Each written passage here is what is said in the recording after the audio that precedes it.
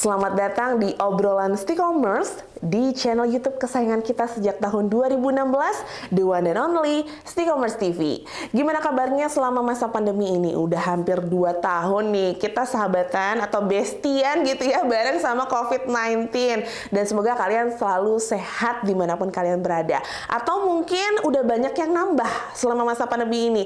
Nambah skill, nambah hobi, nambah follower gitu ya karena rajin konten mungkin di sosmed kalian. Atau mungkin kalian malah nambah overthinking karena di rumah aja, terus jadi sering mantengin grup WhatsApp keluarga, terus banyak yang nge-share video kunci sukses kehidupan gitu ya, video motivasi, terus lama-lama self talk gitu ya, deep talk sama diri sendiri. Aduh, udah umur 20-an, udah 20 something ataupun udah 25, pertengahan 25, selanjutnya bagaimana sambil nyanyi ya. Terus mikir, passionnya apa sih, passionku apa sih, kebisaanku apa sih, ataupun apa aja sih yang udah pernah aku lakuin sampai umur segini gitu ya. Nah, sambil nungguin kabar resmi dari pemerintah kapan kita bisa berada di masa endemi, hari ini bersama Putri Ayu Jayanti, bersama saya tentunya, kita akan ngobrol bareng sama seorang narasumber mengenai passion dan juga karir. Bagaimana sih cara narasumber ini melakukan parenting yang sesuai untuk anak-anaknya sehingga bisa menjadi sukses dalam karir dan juga sukses mengejar passionnya.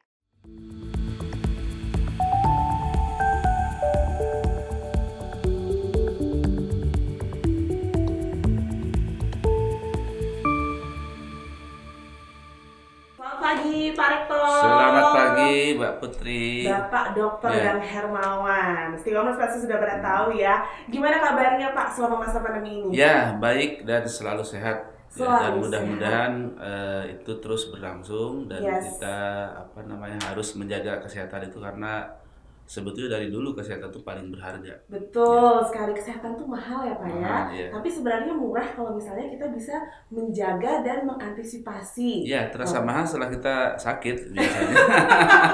Bener banget. By the way Pak, ini kan Ya. bulan Maret, bulan Ya. depan itu ada bulan suci Ramadan. Ya. Gimana nih persiapannya atau mungkin apa sih yang dikangenin mungkin sama keluarga di rumah Pak? Ya, biasanya kan menjelang bulan Ramadan walaupun itu sudah menjadi tradisi atau kebiasaan setiap tahun, tapi ada hal-hal tertentu yang diangan-angankan, yaitu misalnya pada saat berbuka puasa. Aduh, Nah, itu makan kan takjil bareng ya Pak sudah ya. ya sekitar 12 jam kita tidak makan apapun, kemudian Betul. akan makan sesuatu ya. Heeh. Kalau dulu waktu kecil sangat gembira sekali, tapi karena sekarang udah dewasa ya biasa-biasa saja. Biasa aja. Tapi tetap ada rasa kangennya. Kangen Kangen yang banget. kedua adalah pada saat hari raya Idul Fitri, biasanya begitu. Di situ kan orang, saya lihat walaupun saya 2 tahun terakhir ini udah nggak zamannya mudik, tapi tetap Betul. aja ada rasa kangen untuk mudik dan kumpul keluarga Kumpul yang keluarga. biasa itu memang dilakukan setahun sekali bagi umat muslim. Yes, Ya. bener banget. Apalagi itu sama keluarga besar ya Pak ya, sama Ya, keluarga betul. kecil gitu ya. Kalau namanya buka puasa, kangen banget gitu satu meja makan sama Ya, orang tua betul, dan betul. anak-anak ya Ya, Pak ya. ya, Gimana kabar putra-putri yang ada di rumah maupun Ya, yang ada di luar Bali sekarang kebanyakan ya Pak ya? baik-baik juga. Putra-putri saya kan ada 4 putra putri, 2 putra 2 putri. Dua putra, dua putri, Kemudian yes. mantu ada 3. Waduh, Ya, yang satu belum diunduh mantunya ya, Pak. belum. Siapa nih calon ya? Iya, yang nomor 3 nih yang belum ini, Oke. yang suka Sagara Rija itu yang di Sagara. ya betul, Sagara. Yes, benar. Kemudian ada cucu saya, cucu udah 7 nih. Cucu udah Iya. 7. Jadi- Sering lihat nggak sih story-nya Pak Rektor, Iya, Pak, lomba berenang bareng cucu-cucunya ya. Iya, jadi saya ini udah kakek-kakek Udah kakek. dan tiap hari tidurnya sama nenek-nenek ini. Pak Ibu nih kalau nonton ya. Ya tapi itulah kebahagiaan Iya. ya Pak ya, berkumpul bersama keluarga. Ngomong-ngomong soal yang nomor 3 yang Iya. belum ngunduh mantu nih Pak, si Kak Sagara. Ya. Saya sempat nonton juga tuh, kan temenan juga di sosmed Oh, gitu gara ya. Kak Sagara. Iya, iya. Terus ngikutin juga channel YouTube-nya Gara-gara Sagara. Iya. Gara-gara ya Iya. namanya ya. Putra Pak Rektor ini bekerja di Telkom, betul ya Pak Iya, ya? betul. Kalau boleh tahu di bagian apa sih Pak? Di bagian SDM-nya. SDM-nya, Jadi di oke. Telkom tuh dia setiap tahun kan dikasih target 1.000 orang rekrutmen tenaga IT. Yes. Nah, cuman sayangnya tidak pernah tercapai gitu. Waduh. Karena mungkin tenaga IT ini banyak dibutuhkan oleh yang lain sehingga Telkom membutuhkan 1.000 orang itu tidak pernah tercapai tiap tahun, dan itu selalu keliling kampus, termasuk ke ITB kembali udah 2-3 kali di Iya, setiap tahun tuh saya dengar khusus spesial webinarnya dan Iya, juga betul. pembinaan ketika mahasiswa akan wisuda ya Pak Iya, ya. Biasanya diundang iya. juga ya Kak Sagara bersama Telkom untuk sosialisasi peluang-peluang kerja seperti Ya itu. itu yang saya sebutkan, dia satu-satunya yang belum berkeluarga. Iya, Jadi lagi ditekenin nih underline bold ya. iya. Jadi dia itu sekarang di Telkom, kemudian di entertain juga. Entertain Iya, juga. makanya buka YouTube, buka IG, buka apa namanya? Suka nyanyi. TikTok, suka Iya. nyanyi juga ya. Ada Suka cover beberapa lagu ya Pak ya? Iya, beberapa album mungkin yang album apa istilahnya, recycle apa istilahnya. Iya, Ya, betul. ada itu beberapa juga, dan dia sekarang juga sedang S3. Jadi Oh, dia itu passionnya sebetulnya mungkin di entertain, entertain. tapi sama orang tuanya, terutama ibunya, suruh kuliah terus gitu kan. Suruh kuliah terus ya gitu. Iya. Kan kalau dunia entertain ya nggak mandang gelar ya Pak ya? Iya betul, tapi mungkin satu-satunya nanti kalau misalnya dia jadi entertain atau jadi katakanlah artis yang S3 barangkali. Sedang S3 dia di salah S3. satu Di mana? universitas di Jakarta. Oke, mengambil jurusan apa Pak? Manajemen kalau salah. Manajemen. Iya, jadi dia Oke. S1-nya teknik lingkungan, Mm-mm. S2-nya teknik industri, dan S3-nya manajemen. Oke, teknik terus yang S3-nya Ya, manajemen gitu ya iya, Pak ya. Mungkin betul. karena sudah berkecimpung sekarang di pekerjaannya juga di bidang Ya, SDM gitu betul, ya Pak ya. betul. Jadi menuntut untuk bisa lebih profesional lagi sesuai dengan bidang keilmuannya. Terus kalau tadi kan Pak Rektor udah sharing ke kita semua ya. Suka nyanyi, acting juga, beberapa Iya, kali ngisi TVC tuh kayaknya betul, ya betul, Pak betul. Rektor ya. Iya. Itu gimana sih awalnya Pak? Kok Sagara bisa menemukan bakat ataupun passionnya, Ya, hobinya jadi seperti itu? dari kecil memang dia sudah seneng apa namanya, ikut lomba-lomba, misalnya fashion cilik gitu ya. Iya. Kemudian lomba-lomba nyanyi cilik. Nah, saya tidak menyadari, kemudian dia setelah lulus SMA dia ke Surabaya. Surabaya di ITS itu ya. Iya. Di ITS, tapi tetap dia ikut lomba-lomba, termasuk lomba Indonesian Idol ya, dan pernah ya? dia lolos ke pusat, mewakili Jawa Timur. Sudah dapat golden ticket Ya, sudah dapat. Tapi katanya dibantai sama Ahmad Dhani katanya. Oh my god, tadi kita bongkar deh ya di YouTube-nya ya, siapa tahu ketemu Kak Sagara ya. Ya, jadi itu. Kemudian setelah itu dia ke Bandung, karena mungkin di Surabaya ini nggak mendukung lingkungan untuk ke entertain, maka dia ke Bandung. S2 sekalian S2 juga di Bandung gitu ya. Nah, tetapi juga mungkin kurang puas juga, akhirnya dia ke Jakarta sekarang, dan juga S3 di Jakarta sambil bekerja, sambil entertain. Nah, saya tahunya dia masuk ke cita-citanya ke entertain itu setelah lulus S2, setelah ada di Jakarta. Agak telat ya, agak udah lewat telat, 20-annya iya. ya Pak ya. Karena gitu. ya saya kan sibuk ngurus Tikom nih, gitu kan. Ibunya juga sama, backup saya ngurus sama-sama Tikom. belajar juga ya Pak Jadi ya. pas ngobrol berdua dari waktu itu dari rumah saya di Jakarta ke airport, kebetulan cuma berdua, baru di situ dia bilang bahwa Pak, sebetulnya saya itu pengen jadi artis gitu. Waduh. Tapi mama kok nyuruh kuliah terus katanya. Terus gitu ya, kayak papanya. Ya, jadi itulah passionnya ya. Passionnya itu bukan berarti kuliah itu tidak bagus, karena dia juga kan dengan kuliah S2 maupun S3 sekarang juga dia S2-nya jadi dosen di STT Bandung kan. Jadi dosen tanda kutip atau dosen home base lah, dosen praktisi ya. Jadi nanti kalau misalnya sudah S3 mungkin bisa jadi profesor juga kalau sudah S3 ya. Tetapi bakat dia mungkin kurang terbina, kurang tersupport oleh orang tuanya. Baru sekarang kita support, tapi mungkin sudah agak telat, tapi saya kira tidak ada kata terlambat. Kita akan support terus kalau misalnya dia menjadi toh. Segala profesi yang penting memang baik dan tidak merugikan orang lain. Betul. Ya. Nah, kalau dari dulu waktu SMA, SMP mungkin ikut lomba-lomba, support dari orang tua waktu itu gimana Pak? Apakah ngekang atau ya go on gitu? Iya, go on aja. Jadi kita tidak pernah mengekang keinginan anak-anak sepanjang itu untuk kebaikannya dia ya, untuk penyaluran bakatnya dia, kemudian juga untuk kesenangan dia. Jadi saya tidak pernah melarang kemanapun dia masuk kegiatan sekolah juga terserah dia, yang penting memang menjadi orang baik lah itu kan. Yes. Ya, jadi baik dan berimpact, berguna buat lingkungan ya Pak ya. ya Itu tujuannya. kemanapun dia pergi berkarir di bidang apapun, yang penting jadi orang baik dan berimpact tadi ya. Ya Yes, itu. baik dan berimpact itu salah satu kunci ya Stikomers ya. Ya. Mau apapun passion kita, Betul. pendidikan kita, latar pendidikannya, terus mau apapun pekerjaan kita, asal kita baik dan juga berimpact buat lingkungan kita, kita pasti bakal jadi orang yang berguna ya Pak ya. Betul. Oke, ada salah satu kutipan nih dari Steve Jobs. Follow your heart and intuition. Every other things is secondary. Passion.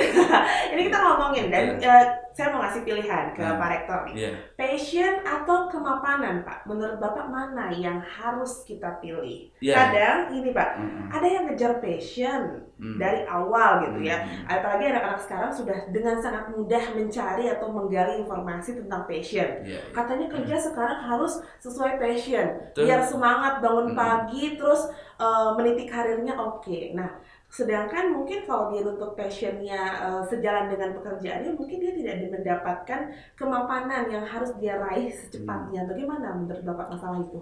Ya, kalau menurut saya berdasarkan pengalaman hidup saya adalah passion dulu ya. Jadi dengan passion yang sesuai dengan apa yang ada dalam diri kita, kemudian pekerjaan sesuai passion kita, kita ini merasa tidak terbelenggu atau tidak terpaksa. Jadi kerja kita ini merasa enjoy saja di manapun dan sampai kapanpun ya.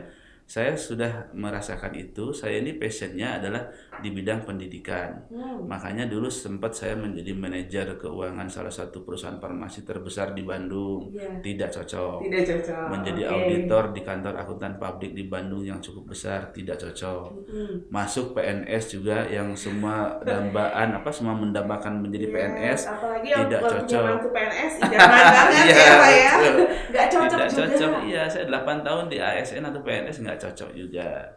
Ya, akhirnya 2002 mendirikan ITB Stikom Bali bersama Prof. Bandem, bersama Pak Bagus Darmadiaksa, Pak Satria. Itu sangat cocok sekali ya. Makanya dari dulu saya coba lihat sebelum pandemi ini, saya selalu pulang minimal jam 7 atau jam 8 malam. Jadi salah satu ketua atau rektor di Bali ini mungkin yang pulang jam 8 malam dari pagi saya. Gitu. Yang ikut gembok gerbang kali ya. Tapi di situ saya tidak merasa tidak merasa capek, tidak merasa terpaksa. Enjoy saja saya. Sampai-sampai istri saya bilang, Pak bawa aja katanya itu kasur ke sana ke kantor biar nginep di kantor gitu kan. Awalnya sih dia cerewet gitu, telepon. Kok belum pulang aja sebentar. Kok belum pulang aja. Akhirnya mungkin capek selalu begitu. Akhirnya ya udah diikhlaskan aja sama dia, suruh bawa kasur ke sini gitu. Nah, tetapi setelah pandemi ini kan kita juga jam 6 ya artinya berakhir kantornya. Jadi nggak pernah sampai malam lagi. Nah, jadi pandemi juga ternyata ada hikmahnya, ada manfaatnya. Kita yang selama itu saya merasakan kurang sekali dengan kumpul-kumpul dengan keluarga gitu kan. Betul. Tetapi karena passion saya di situ di pendidikan, saya senang-senang saja ya, melihat Putri udah jadi dosen ya, melihat siapa lagi ya mahasiswa udah ada yang jadi manajer hotel, sudah ada yang jadi rektor di Bandung, sudah ada yang melanglang buana ke sana kemari. Itulah passion saya, melihat orang lain sukses dan saya bahagia. Aplaus dulu dong. Itu salah satu mimpi saya juga Pak. Kenapa saya menjadi dosen gitu, kayaknya bahagia banget. Sama dong kalau gitu. Melihat anak orang sukses ya Pak ya, gitu kita didik, gitu kita bina, gitu. Apalagi kita tahu sejak kecil dan akhirnya bisa tumbuh dan berkembang di luar sana. Ya, itu. Jadi kebahagiaan saya itu bukan semata-mata uang. Jadi bagaimana pemanfaatan diri saya itu untuk orang banyak, ya. Untuk masyarakat, untuk lingkungan, dan untuk keluarga. Jadi kalau misalnya setelah itu saya dapat uang, ya bukan salah saya. Itu uang yang salah mengejar saya. Itu adalah seperberapa dari pahala yang kecil gitu ya Pak ya. Memang yang tidak ternilai harganya adalah pahalanya itu. Saya niatnya ikhlas untuk memajukan atau menolong, membantu, ya membahagiakan orang lain. Apakah itu dosennya, apakah itu pegawainya, apakah itu mahasiswanya, atau apakah itu alumninya. Dan di Stikom Bali ini kan selalu memperhatikan kepentingan daripada mahasiswa kan. Alumni kita bagaimana supaya sukses di masa datang. Makanya kita menjalin kerjasama dengan berbagai pihak di dalam maupun di luar negeri.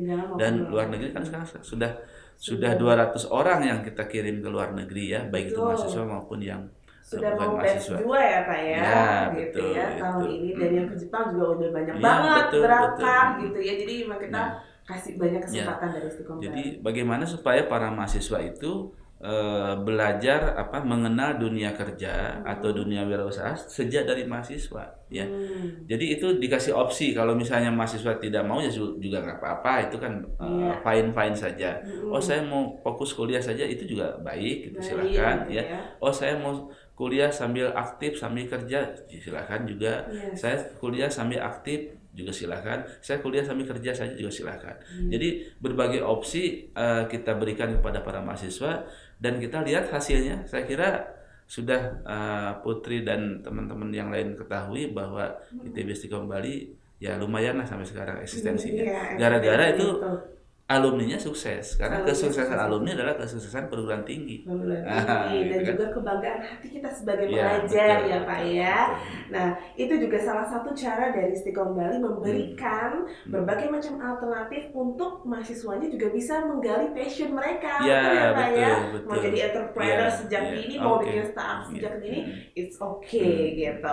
Nah yang sedang ada di dalam masa quarter life crisis Pak, 25-an tapi kok belum nemu passion, Ya. belum mapan, belum ketemu Betul. jodoh Ya. juga, belum ngunduh mantu mungkin juga. Nah baru gitu Pak, ada yang sadar bahwa ya ampun aku salah nih, salah pilih jurusan. Gimana pesan Bapak sama teman-teman yang mungkin lagi ada di masa itu Pak? Ya, yang pertama menurut saya bahwa kita ini harus mempunyai visi dan misi hidup dulu. Visi dan misi hidup. Itu yang jarang atau tidak dipunyai oleh anak-anak atau bangsa Indonesia pada umumnya lah. Kebanyakan. Jadi kurang atau tidak mempunyai visi dan misi hidup. Nah, jadi kalau dengan punya visi, nah visi kita ini apa ke depannya? Visi ini hidup kita ini sampai meninggal itu apa, gitu kan? Nah, kalau misalnya mohon maaf kalau orang Muslim visinya meninggal pengen masuk surga, nah gitu kan? Kemudian di dunia ini supaya masuk surga, supaya gampang menempuh jalan masuk surga itu harus berkecukupan. Ya cukup materi, cukup iman, ya cukup ibadah, cukup pengetahuan segala macam. Jadi harus berkecukupan dibanding dengan kekurangan. Kalau ada kekurangan berarti kan ada kesulitan dia. Ada kesulitannya. Jadi dengan adanya visi ini, maka orang itu anak-anak itu tidak akan terbawa oleh gelombang-gelombang atau oleh lingkungan-lingkungan yang kurang bagus. Ya, misalnya lingkungannya belok ke kiri, kita belok ke kiri. Itu yang meneguhkan hati kita. Lingkungannya belok kanan, kita belok. Nah, jadi kita harus mempunyai suatu tekad untuk mengejar visi itu. Tujuan. Nah, visi itu kemudian dijabarkan lagi dalam misi-misi per 5 tahun misalnya. Umur 25 tahun misalnya lulus S1, ya kan? Umur 30 mau apa? Punya istri, punya rumah, punya anak. 35 apa? 40 dan sebagainya. Akhirnya menjadi umur 65, katakan meninggal. Nah, meninggal ini karena kita punya visi, ditangisin sama lingkungan, bukan disyukurin gitu. Nah ini yang harus dipunyai oleh saya kira walaupun anak-anak milenial sekarang ya, dengan visi dan misi hidup itu kemudian kita akan menjadi orang yang berketetapan hati, berteguh pendirian untuk mencapai cita-cita itu. Visi itu sama dengan cita-cita. Sama dengan misalnya Bung Karno ya, cita-cita gantungan cita-cita setinggi langit ya. Dan itu gratis, tidak bayar. Betul. Ya gitu. Nah ini kenapa yang gratis aja kok susah gitu? Kok susah ya Pak ya? Padahal kita cuma merencanakan hal yang gratis tidak bayar. Itu sesuai dengan keinginan kita. Nah baru setelah itu secara pelan-pelan. Tadi kan kadang-kadang kita telat menemukan passion. Betul. Nah dengan ada misi yang sesuai passion itu, ya pelan-pelan kita gali potensi yang ada dalam diri kita. Apa istilahnya? Your potential itu harus digali gitu kan. Apa kelebihan-kelebihan kita, kan semua orang ada kelebihan, ada kekurangan. Dan tidak sama. Ya, saya dengan Putri walaupun sama-sama dosen kan tidak sama itu. Tidak sama. Ya, kelebihan dan kekurangan. Kita punya citra atau brand yang beda. Iya, dengan yang beda gitu kan gitu. Betul. Ya, jadi itu yang tahu kekurangan dan kelebihan kita adalah diri kita. Nah, ini yang sekali-kali melakukan kontemplasi atau perenungan bahwa apa yang ada di kelebihan yang diri kita itu dikembangkan. Ya, dikembangkan untuk kebaikan kita, kebaikan keluarga, kebaikan lingkungan, kebaikan masyarakat. Jadi menjadi orang yang bermanfaat bagi semua pihak. Yes, berimpact ya tentunya ya. Jadi itu terkait ya ternyata ya dari visi dan misi yang harus kita punya dari awal. Jadi untuk orang tua yang ada di rumah mungkin masih anak-anaknya masih SMP, SMA gitu ya, belum telat gitu ya, bahkan sangat bagus untuk mulai menerapkan ya, menaruh atau memberikan salah satu target gitu ya, coba tulis visi dan misi sederhana hidup kalian gitu ya, sambil menggali kalau perlu mereka. di kamarnya dia masing-masing itu terutama kan yang kesulitan itu biasanya menghilangkan kelemahan. Misalnya saya lemahnya kurang senang membaca, kurang senang belajar, kurang senang berteman. Gitu. Tapi itu kelemahan yang akan menjadi salah satu penghambat ya. Kalau misalnya betul. Jadi kalau misalnya belajar itu saya kira kan sekarang tidak mesti di sekolah, tidak mesti dengan dosen bertatap muka seperti ini. Tidak mesti buka buku. Iya, tidak mesti buka buku gitu. Jadi banyak sekali sarana atau media pembelajaran yang bergelimpangan di dunia maya. Banyak sebenarnya misi-misi yang bisa dibuat atau bisa di plan A, plan B kan untuk mencapai visi kalian, tujuan kalian seperti itu ya. Nah, buat anak muda yang zaman sekarang gitu ya, mungkin masih SMA adik-adik kita atau mungkin yang sudah berkuliah gitu ya, gimana sih Pak kiat dan cara yang harus mereka lakukan untuk meyakinkan orang tua about their choice gitu, pilihan mereka gitu ya, passion mereka, sekolah yang mereka pilih, include sama jurusan yang mereka pilih yang mungkin nantinya bakal menjanjikan karir ataupun impian mereka. Gimana cara kita meyakinkan adik-adik yang ada di rumah nih terutama Pak? Ya, yang pertama cara meyakinkan orang tua itu kalau saya menyarankan ke orang tua itu jangan minta izin, tapi minta doa. Minta doa dan restu. Karena kadang-kadang orang tua pemikirannya dengan pemikiran anak itu berbeda, gitu ya. Berbeda. Sering terjadi, sering terjadi. Jadi orang tuanya pingin ke A, anaknya pingin B. Makanya saya sarankan ke anak-anak itu pertama jangan minta izin, tapi minta doa dan restu orang tua. Minta doa dan restu. Jadi kemanapun dia bergerak, kemanapun dia melanjutkan sekolah, yang penting didoakan dan direstui oleh orang tuanya. Yang kedua, sebelum itu tentu saja anak itu harus bisa membuka diri, membuka wawasan bahwa sekarang ini zamannya sudah berbeda ya dengan zaman saya dulu, dengan zaman misalnya 10 tahun atau 20 tahun yang lalu. Nah, saya menyarankan bahwa sekarang ini karena sudah berbeda ya, ada fenomena-fenomena yang berbeda dengan beberapa tahun yang lalu atau istilahnya fenomena terbalik ya. Jadi kalau misalnya kuliah nih, kalau dulu setelah kuliah itu kalau mencari kerja itu yang dicari misalnya oleh perusahaan itu bagian personalia, maka dicari sarjana personalia atau sarjana manajemen ya. Kemudian bagian marketing juga sama gitu kan. Kemudian bagian humas dicari ilmu komunikasi. Kemudian dilatih teknologi informasinya, dilatih komputernya, dilatih administrasi perkantorannya, gitu. Buat Excel, PowerPoint, betul.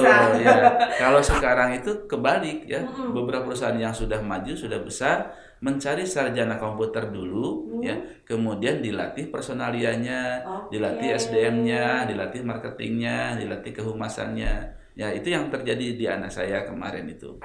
Kemudian juga fenomena yang kedua, sekarang bekerja itu sudah bisa online atau sudah bisa work from anywhere.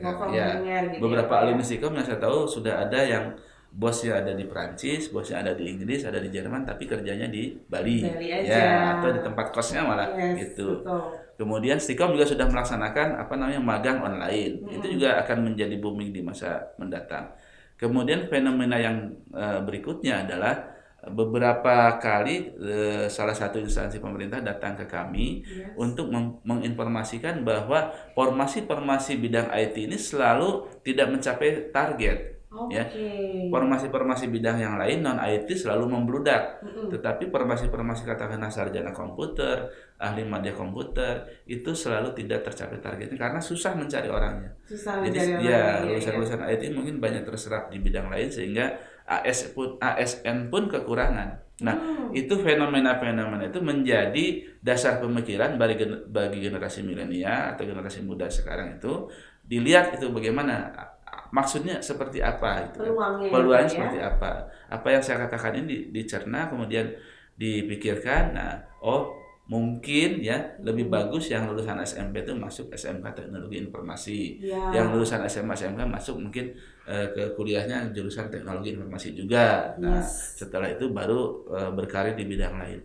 Nah, dengan itu maka si anak itu baru minta doa dan restu ke orang tuanya. Jadi dari kan awal seru itu, ya, Pak ya, betul. sudah dipupuk basicnya dulu dengan melihat kondisi yang saat ini dan juga peluang-peluang yang saat ini. Baru kemudian kita menambahkan skill kita ya Pak ya, mungkin kemampuan-kemampuan lainnya lewat les online juga udah banyak banget sekarang. Sambilan ya, jadi jangan kita harus milih jurusan A, B, C gitu ya, lalu pusing nantinya harus diterima di mana nih, nggak bisa terserap dan lain sebagainya.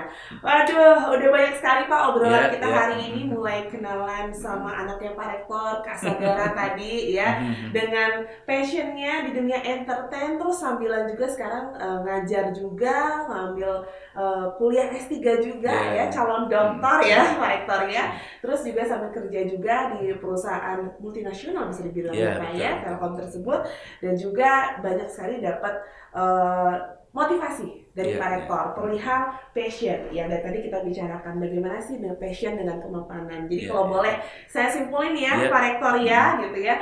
Jadi yang pertama, tetapkan visi dan misi hidup. Ini penting banget. Basicnya para orang tua mungkin yang sekarang lagi belajar parenting juga, saya mungkin juga parenting wannabe nih Pak ya.